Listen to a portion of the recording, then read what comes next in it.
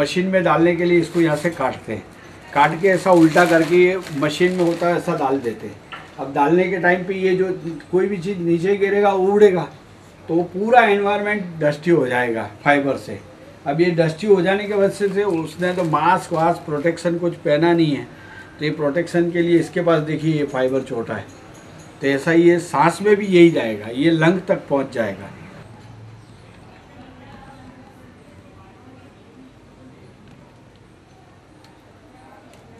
ये तो आप 5-10 मिनट में देख रहे हैं, 5 मिनट में, ये तो 8 घंटा वर्कर इधर काम करता है ये हालत में।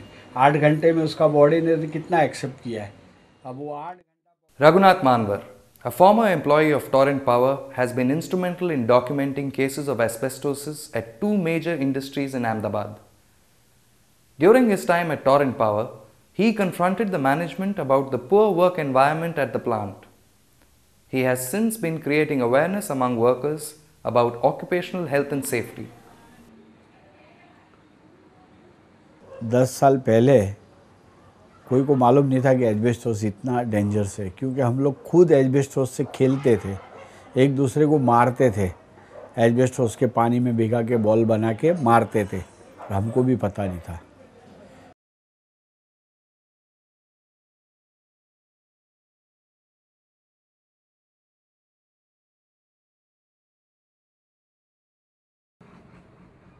Digvijay Cements has been manufacturing asbestos cement sheets in its Ahmedabad factory since 1963. Several employees here have been examined and diagnosed with asbestosis.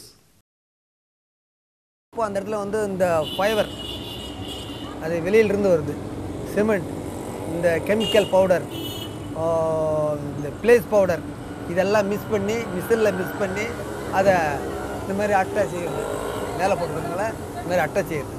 அது செய்யும்போது அது இந்த மிக்ஸ் பண்ணி வரும்போது அந்த மிஷினு அறுக்குதுங்க, 2 பக்கம் கட்டிங் பண்ணி அறுக்குது. அப்போ அந்த இடத்துல நான் இருக்கேன் ஆப்ரேட்டர் இருக்கும்போது, அப்போ அந்த அறுக்கும்போது அந்த பவுடர் எனக்கு போய் மூஞ்சில் போடுறதுக்கெலாம் கொடுக்குறாங்க, கைக்கு மோஸ்ட்டாக கொடுக்குறாங்க. இத்தனையும் கொடுத்தா அந்த பவுட்ரு எப்படிட்டு இந்த பிமாரி எனக்கு அட்டாக மாட்டேங்குது.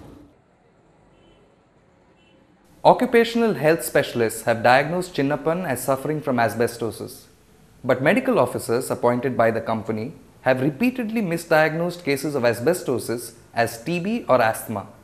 As a result, Manvar encourages Chinnappan and others in his situation to maintain independent medical records. These will come in handy if they choose to file a case. Even though victims of occupational diseases can legally file for compensation from the company, fear of losing their jobs prevents them from taking action. கம்பெனியில் நாங்கள் எப்படி கேட்க முடியும்? கம்பெனியில் கடை கொடுப்பாங்களா? அப்படின்னா வேலை விட்டு நிறுத்திட்டாக்க நம்ம எதாவது கேஸ் வைக்கலாம், இது பண்ணலாம்.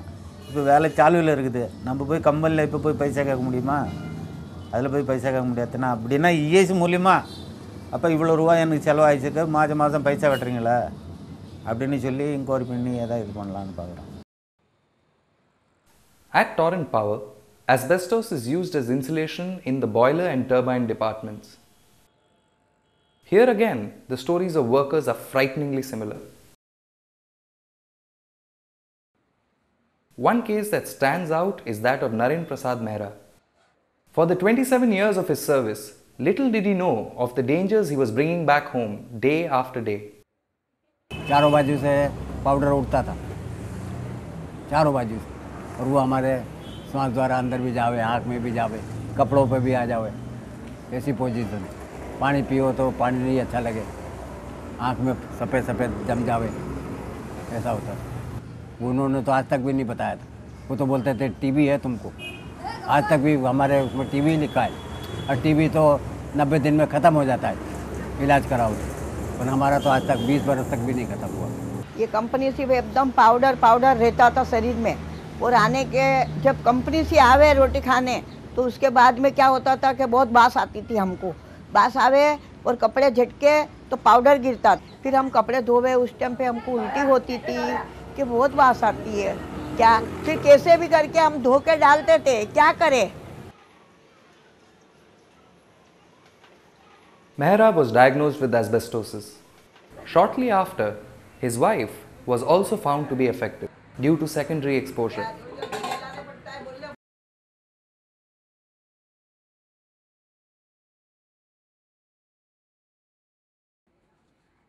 Mangabhai Patel is one of 2 employees at Torrent Power who have received compensation through out-of-court settlements.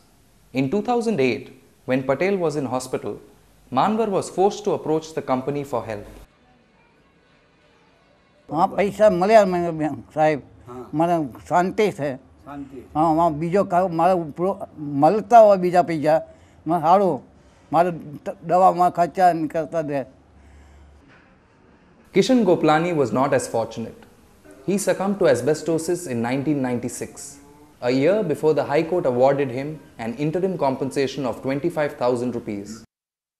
His wife, who took over his work in the boiler room, also died in 2007. Goplani's daughter was left in a desperate situation. Once again, Manvar had to negotiate a settlement with the company. Boiler में काम करते थे ना, boiler में काम करते करते उनको बीमारी हो गई ना, कैंसर की बीमारी हो गई ना, बीमारी की हालत में आते थे ना, पर नौकरी फिर भी छोड़ते नहीं थे. ये तो मम्मी ने ज़बरदस्ती नौकरी छुड़वाई. बीमारी का ऑक्सीजन चढ़ाते थे, डॉक्टर को बुलाते, तभी भी पैसा था नहीं कि डॉक्टर के दवा कर सकें. तो कंपनी से थोड़ी भी हेल्प नहीं मिली. कंपनी ने जब ये नेगोशिएशन मेरे साथ ऑफ कोर्ट का तो उन्होंने मेरे को 1 मिनट्स दिया. तो इसमें कंपनी ने अपने बचाव के लिए ये लिख दिया कि अभी हम लोग ने पूरा मेडिकल जांच करते हैं, एनवायरनमेंट बहुत अच्छा है, इसमें कोई प्रॉब्लम है नहीं. वो एक कॉज डाल दिया. और दूसरा कि वर्कर को हम लोग ऑक्यूपेशनल डिसीज़ के नाम पे नहीं मगर एक ह्यूमन बीइंग के नाम से पैसा देते हैं. तो ये मजबूरन उनके लिए मुझे ये पैसा लेना पड़ता है. ये मुझे खुद को फीलिंग हो रहा है ये चीज़ लिख के देने के लिए, मगर इसके सिवा मेरे पास कोई और रास्ता ही नहीं है.